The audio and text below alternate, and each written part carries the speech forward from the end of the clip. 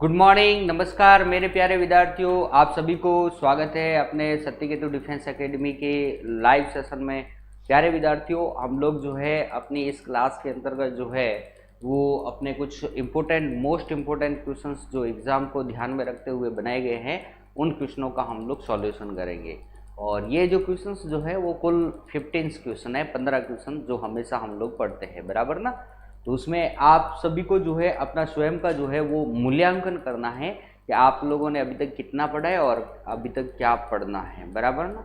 Yes, तो हमारा यही उद्देश्य रहता है। तो इस उद्देश्य को ध्यान में रखते हुए हम लोग जो है आज की क्लास को भी स्टार्ट करते हैं। और अपनी पहली क्लास जो है वो उसका जो फर्स्ट क्वेश्चन है वो इस प्रकार से है, वसा में घुलनशील विटामिन कौन से हैं। यस, तो मेरे प्यारे विद्यार्थियों, आपको बहुत अच्छी तरीके से पता होगा कि सामान्यतः विटामिन जो होते हैं वो दो प्रकार से होते हैं। एक होता है जल में घुलनशील और एक हमारा जो होता है वसा में घुलनशील।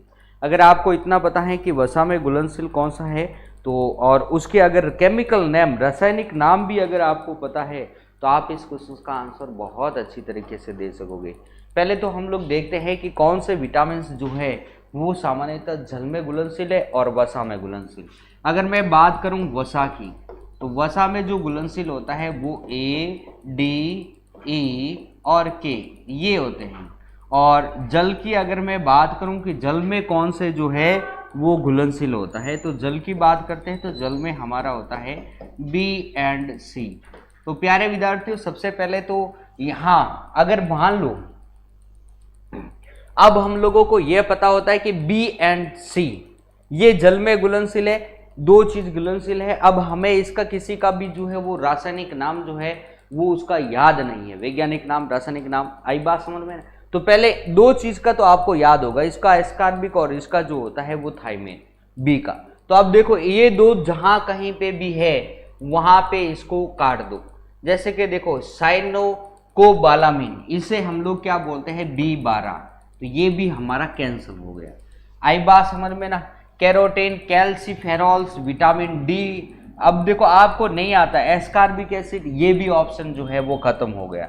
और थाइमिन ये रहा बी, ये भी कैंसिल हो गया। अब देखो ये लो, ये भी ऑप्शन कैंसिल, ये भी कैंसिल, ये भी कैंसिल। ऑप्शन क्या बचा? कैल्सीफेरॉल, कैरोटीन और टोकोफेरॉल, ये लो। ऑप्शन नंबर ए में अपना एग्जाम आंसर जो है वो क्या आ जाता है? यस, फर्स्ट में आंसर जो आता है वो बी। तो इस प्रकार से हम लोग जो है इसका आंसर दे सकते हैं, यानी कि ऑप्शन नंबर बी जो है वो हमारा करेक्ट आंसर होगा। Calciferol, vitamin D, okay, tocopherol, E. चलो बात समझ में आ गई ना? यस, आगे चले हम लोग नेक्स्ट क्वेश्चंस की तरफ चलते हैं।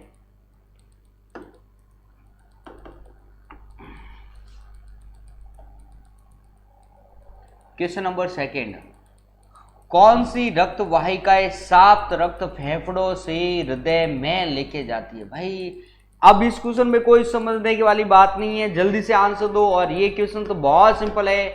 इस क्वेश्चन को हम लोगों ने जब किया था, एक हमने डायग्राम बना करके किया था। अगर डायग्राम याद है तो आपको ये क्वेश्चन आंसर देने में कोई दिक्कत नहीं आएगी।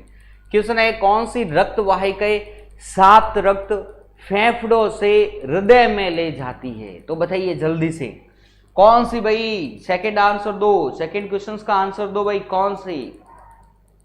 सेकंड क्वेश्चन का आंसर दो। यस, बहुत अच्छा, सेकंड का आंसर भी आ चुका है भाई। सबसे पहले दिया है सौरभ नेगी ने, फिर दुर्ग सिंह राठौड़, फिर तेज पंवार, बहुत अच्छा, शाबाश। अचल सिंह, पूरन सिंह, MS चौधरी, धर्मेंद्र सिसोदिया, अनिल, तेज पंवार, बोमाराम, बहुत अच्छा, श्याम जाट, धर्मेंद्र सिसोदिया, बहुत अच्छा।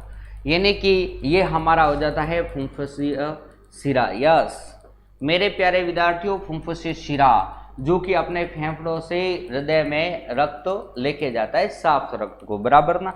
और ये मैंने डायग्राम के द्वारा बहुत अच्छी तरीके से समझाया। अगर आपको डायग्राम याद है तो हृदय से संबंधित अगर कोई भी क्वेश्चन आता है तो वो सारे क्वेश्चन आप सॉल्व कर दोगे, बराबर।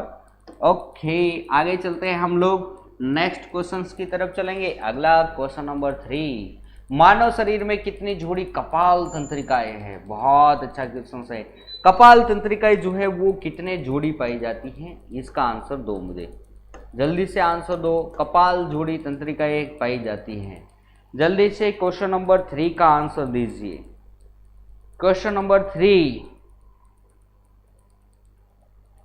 कपाल तंत्रिकाएं कितनी होती है भाई? सर व्हाट इज और होता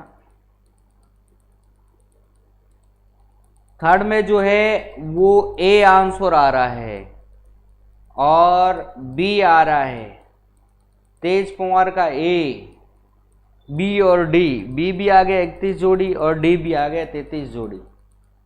अनिल, तेज पवार, यस, नरेंद्र, सौरभ नेगी, हाँ जी, जल्दी से आंसर दो भाई, क्या होगा? कितनी जोड़ी होती है भाई कपाल तंत्रिकाएं?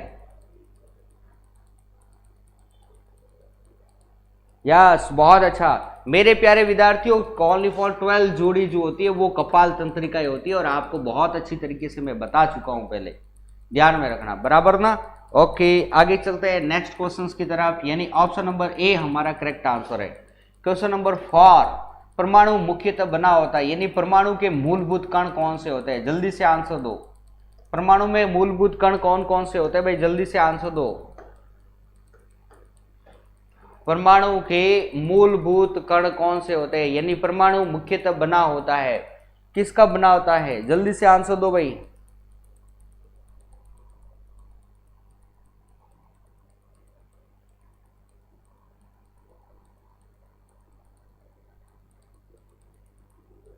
धर्मेंद्र सिसोदिया, यस, बहुत अच्छा, वेरी गुड। ओके, फोर्थ का जो है ए आंसर आ रहा है, proton, neutron, electron, very good. ओ Saurabh Negi, Narendra Yadav, Dharmendra, Achal Singh, M S Chaudhary, Shyam Jat, Puran Singh, Narendra, Teja Pawar, Bhumaram, very good भाई, वेरी गुड, शबाश। धर्मेंद्र सिसोदिया, दुर्ग सिंह राठौड़, बहुत अच्छा। Vishnu Sharma, yes, Teja Pawar, Narendra Yadav, very good. A answer आ रहा है जो कि बहुत अच्छा है, सभी का ये आंसर जो है बिल्कुल राइट आंसर है। अपने आप को पता होगा कि परमाणु के जो मूलभूत कण होते हैं इलेक्ट्रॉन, प्रोटॉन और न्यूट्रॉन ही होते हैं, ये चीज भी ध्यान में रखना है, बराबर ना?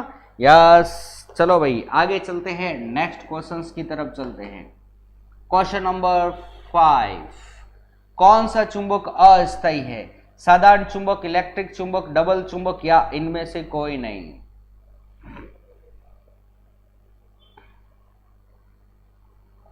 चलो भाई जल्दी से आंसर दो, क्या होगा?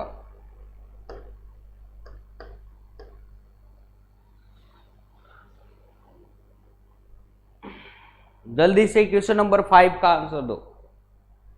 क्वेश्चन नंबर 5 का आंसर दो भाई, क्या होगा?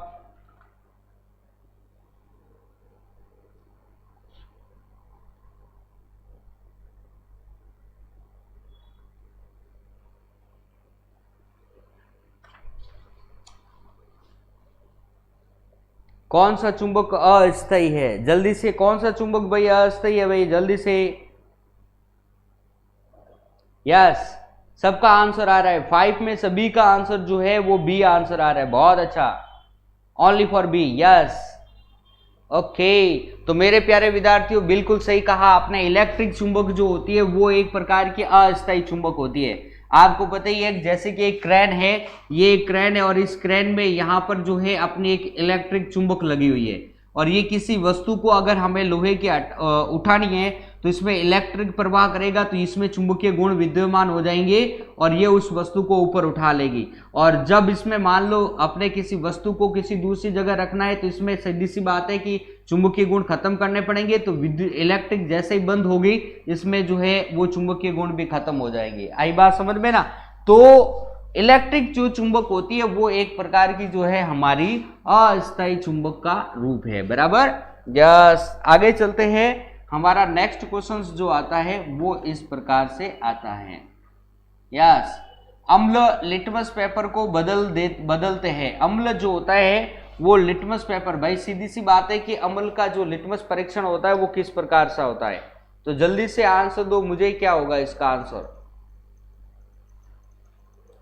अम्ल में क्या होता है भाई, अम्ल लिटमस पेपर के प्रति कैसा व्यवहार करता है, नीले से लाल, लाल से नीला, ए एंड बी। जल्दी से आंसर दो, क्या होगा?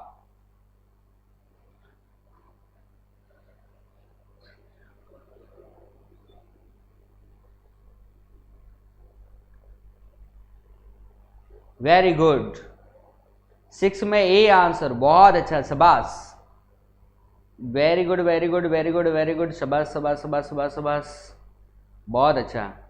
हाँ, यानी कि मेरे प्यारे विद्यार्थियों, अम्ल क्या होता है? अनिल, यानी कि अम्ल जो होता है वो नीले लिटमस पेपर को क्या कर देता है, लाल में कन्वर्ट करता है। यानी नीले को किस में कन्वर्ट करेगा? लाल में। यानी कि ऑप्शन नंबर ए हमारा क्या हो जाता है, राइट आंसर। ठीक है भाई, आगे चले नेक्स्ट अपने क्वेश्चंस की तरफ। क्वेश्चन नंबर 7, रेडियो एक्टिवता का मात्रक है भाई, जल्दी से बताओ रेडियो एक्टिवता का मात्रक क्या होता है। बहुत अच्छा क्वेश्चन है और जल्दी से इस क्वेश्चन का आंसर हमें भेजो। रेडियो एक्टिवता का मात्रक है किलो जूल, पॉइज, क्यूरी या सेकेंडल। जल्दी से आंसर दो भाई, क्या होगा इसका आंसर? क्वेश्चंस का आंसर दो भाई, क्या होगा? रेडियो एक्टिवता का मात्रक है किलो जूल, पॉइज, क्यूरी या स्कैंडल।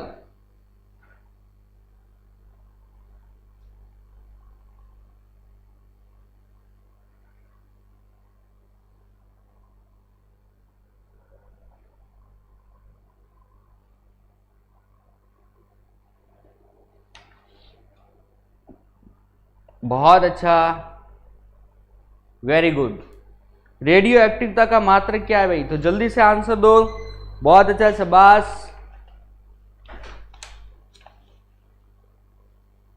ओके, तो रेडियो एक्टिवता का मात्रक क्या होता है भाई? क्यूरी होता है, ठीक है ना।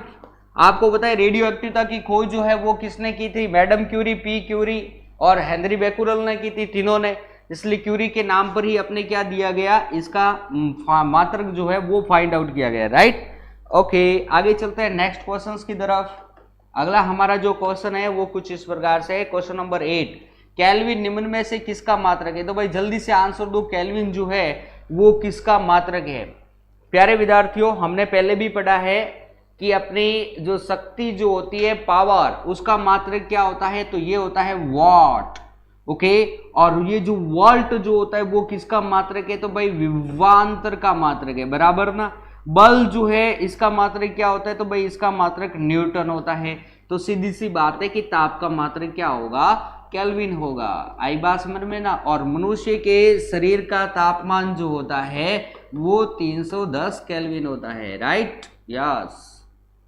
और केल्विन एकमात्र ऐसा टेम्परेचर होता है जिसके ऊपर कोई डिग्री प्रदर्शित नहीं की जाती है। ये भी बात जो है वो ध्यान में रखनी है। जैसे कि अपने शरीर का जो टेम्परेचर होता है वो 36.9 डिग्री सेल्सियस, या फिर अगर मैं अप्रोक्सीमेटली कहूं तो 37 डिग्री सेल्सियस, या फिर इसे मैं फॉरेनहाइट में दूं तो 98.6 फॉर फॉरेनहाइट डिग्री फॉरेनहाइट में। आई बात समझ में ना, इतना। लेकिन केल्विन में दूंगा तो ओनली फॉर 310 केल्विन होगा, इसके ऊपर कोई डिग्री नहीं होती है, राइट है। ओके, आगे चलते हैं भाई नेक्स्ट क्वेश्चंस की तरफ।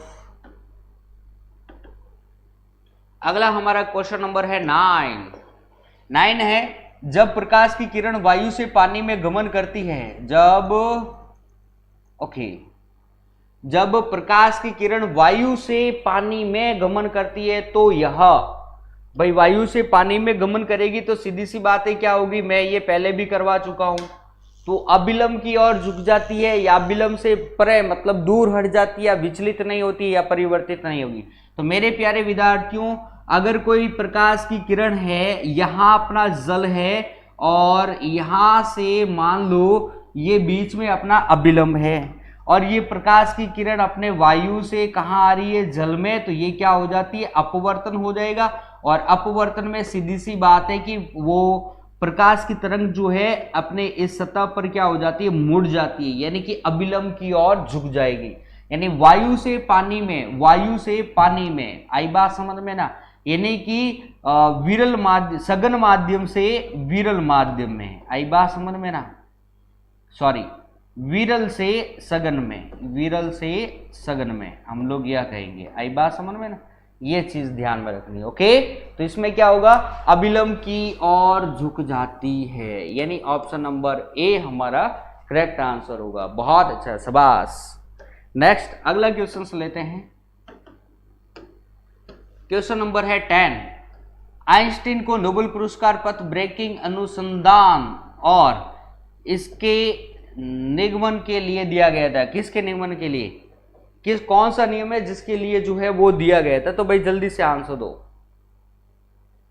ओके, आइंस्टीन को भाई नोबेल पुरस्कार जो है वो किसके लिए दिया गया था भाई? आइंस्टीन ने किसकी खोज की थी? जल्दी से आंसर दो भाई। क्वेश्चन नंबर 10, जल्दी से आंसर दो भाई, जल्दी से।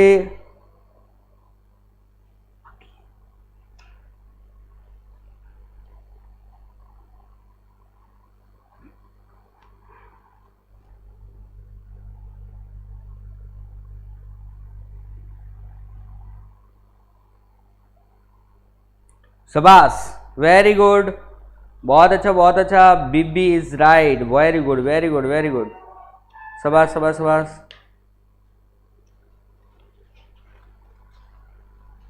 आइंस्टीन को भाई नोबेल पुरस्कार किसके लिए दिया गया था भाई? जल्दी से आंसर दो। ए तो नहीं होगा भाई, अपेक्षिकता का सीधा नहीं। अरे भाई फोटो इलेक्ट्रिक प्रभाव के लिए दिया गया था। बहुत अच्छा, फोटो इलेक्ट्रिक प्रभाव, प्रकाश विद्युतीय प्रभाव के लिए। प्रकाश विद्युतीय प्रभाव किसने दिया था? तो आइंस्टीन ने दिया था। आई बात समझ में? यानी ऑप्शन नंबर बी हमारा बिल्कुल करेक्ट आंसर है। चलो भाई नेक्स्ट क्वेश्चंस की तरफ चलते हैं, और अगला है लेंस की शक्ति का मात्रक है। अब ये क्वेश्चन जो है किसी का जो है वो गलत नहीं होना चाहिए। तो भाई लेंस की शक्ति का मात्रक जो है वो क्या है? तो जल्दी से आंसर दो मेरे प्यारे विद्यार्थियों, कौन आंसर होगा? जल्दी से आंसर भेजो। लेंस की शक्ति का मात्रक क्या होता है प्यारे विद्यार्थियों? लेंस हमारे पास में दो होती है, एक होती है उत्तल लेंस और एक होती है अवतल लेंस।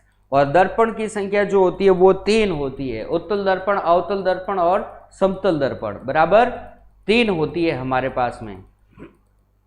तो लेंस की अगर मैं बात करता हूं, और इसके आपको पता ही होगा इसका सूत्र क्या होता है, 1/f बराबर 1/v माइनस 1/u। आई बात समझ में? यस, बहुत अच्छा। NCC guards, okay. दुर्जन सिंह, नरेंद्र यादव, अनिल, तेजा कुमार, गोपाल, अचल सिंह, बहुत अच्छा। धर्मेंद्र सिसोदिया, गोविंद भाई,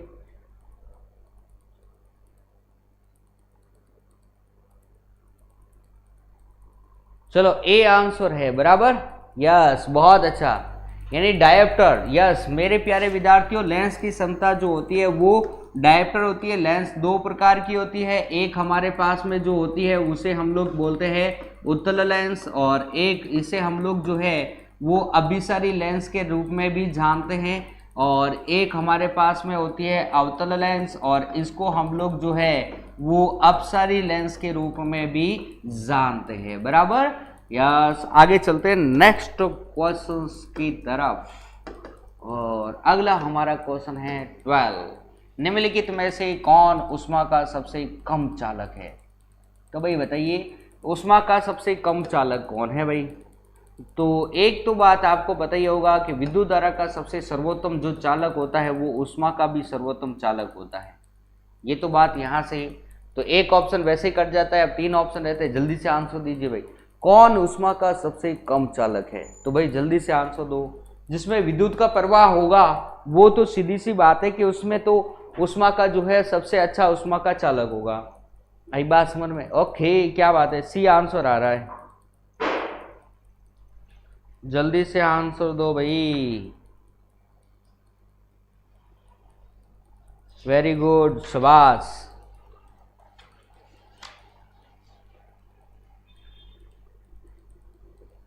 बहुत अच्छा बहुत अच्छा, जल्दी से आंसर दो भाई। ओके,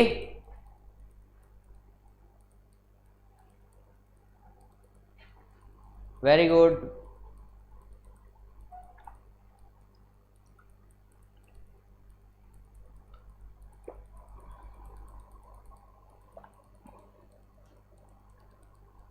ओके प्यारे विद्यार्थियों, आपको सबसे पहले ये तो पता ही होगा, चांदी, तांबा, सीसा और पारा, ये चारों ही जो है वो हमारी मेटल है, धातु है।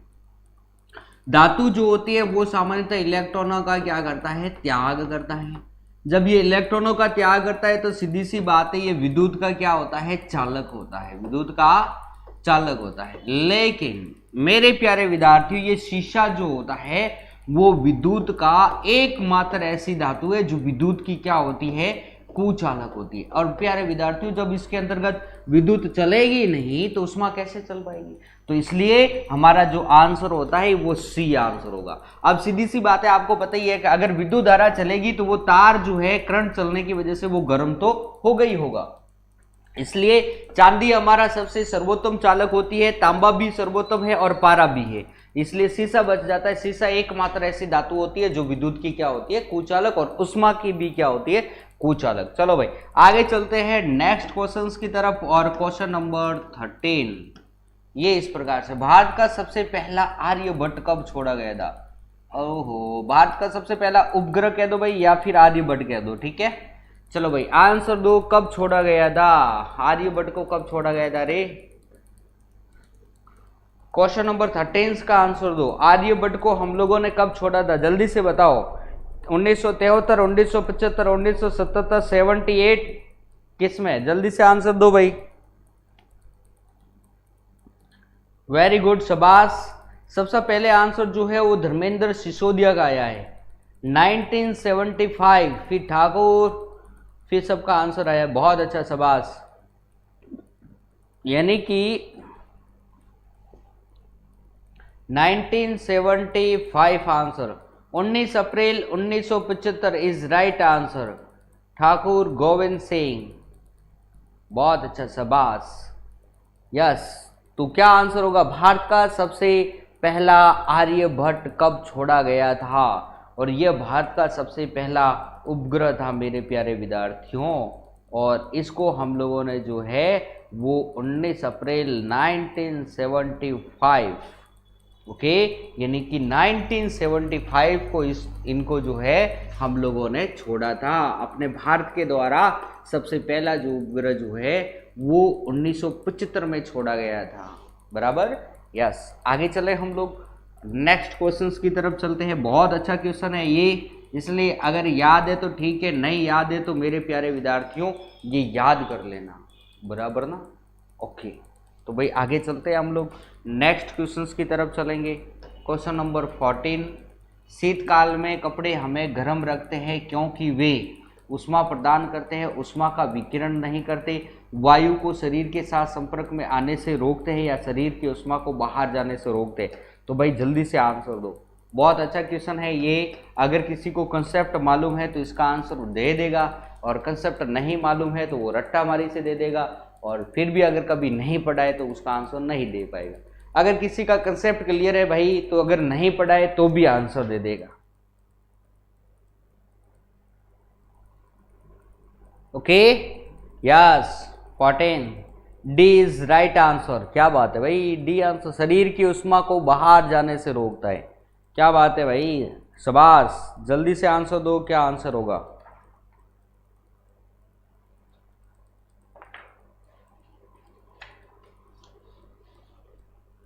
बहुत अच्छा, डी आंसर आ रहा है सभी का, D is right answer, very good. तो मेरे प्यारे विद्यार्थियों, शीतकाल में कपड़े हमें कैसे रखते हैं, गर्म, क्योंकि उष्मा का प्रदान नहीं करता, ये तो कोई क्वेश्चन नहीं हुआ, उष्मा का विकिरण नहीं करते, ये भी कुछ हुआ नहीं, वायु को शरीर के साथ संपर्क में आने से रोकते हैं, ऐसा भी नहीं।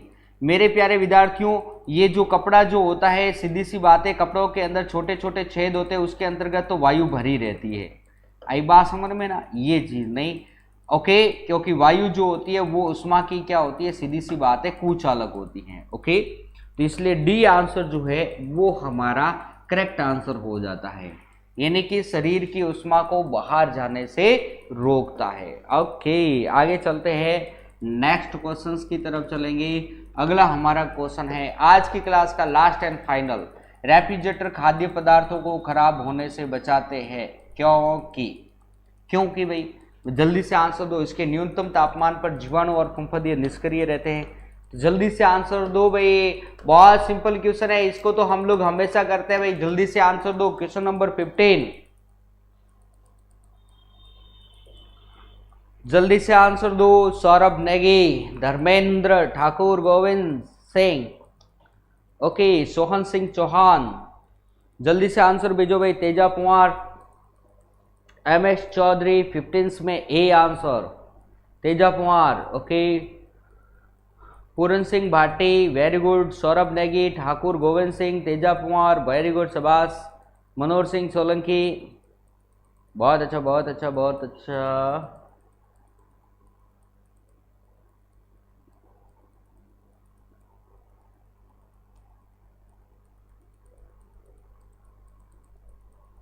फिफ्टींस में ए आंसर आ रहा है, बहुत अच्छा भाई, शाबाश। तो भाई सीधी सी बात है मेरे प्यारे विद्यार्थियों, इसके न्यून टेम्परेचर पर, सीधी सी बात है कि फ्रीज में अगर कम टेम्परेचर होगा, कम टेम्परेचर पर जो है वो जीवाणु और फुंफद जो होते हैं वो क्या रहते हैं, अनएक्टिव रहते हैं, मरते नहीं है, ये चीज ध्यान में रख लेना, अनएक्टिव रहते हैं। इसलिए अब जैसे देखो कम टेम्परेचर पर हमेशा ही जो है वो बैक्टीरिया, फुंफदी वगैरह जो होते हैं वो अनएक्टिव रहते हैं, जिसके कारण ये फल वगैरह खराब नहीं होते हैं। अगर मुझे इनको मारना है जीवाणु, और मैं चाहता हूं कि फुंफदी और जीवाणु मर जाए, तो उसका मुझे निर्जलीकरण करना पड़ेगा, मतलब कि उसको गर्म करना पड़ेगा। अगर मैं इनको हाई टेम्परेचर पे अगर मैं उबाल देता ना, तो इसमें से बैक्टीरिया वगैरह सारे खत्म हो जाते।